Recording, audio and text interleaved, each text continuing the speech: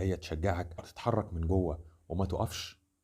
جرب تتكلم قدام المراية لما تلاقي نفسك محبط. اتكلم بالحاجات التشجيعية. هتقولي ازاي حاجات تشجيعية؟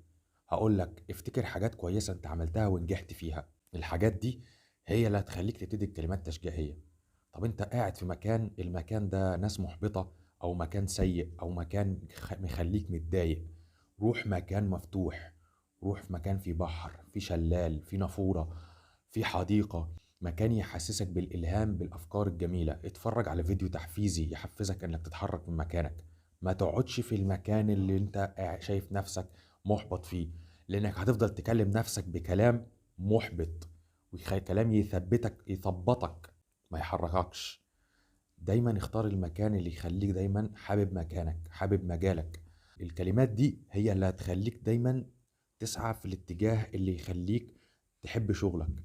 ولما تحب شغلك هتبدأ فيه، هتدور على الوقت حتى لو كان قليل اللي يخليك تشتغل فيه. مجموع الأوقات القليلة دي كلها هي طريق النجاح. فأنت ما تقعدش في مكان يخليك دايما محبط. حاسس ان انت محبط يا اخي، روح اتكلم مع حد تثق فيه بحيث تطلع من المود ده. ما تفضلش قاعد في مكانك محبط ومش عارف تعمل ايه. لقيت ان الموضوع سلس، اقف قدام المراية واتكلم. قول كلمات لذيذة، احمد ربنا على اللي انت فيه، قول الحمد لله. ما تسيبش نفسك للوهم والألم والإحباط. عجبك الفيديو دوس لايك واعمل لنا شير واكتب لنا كومنت وفولو. صباح الفل.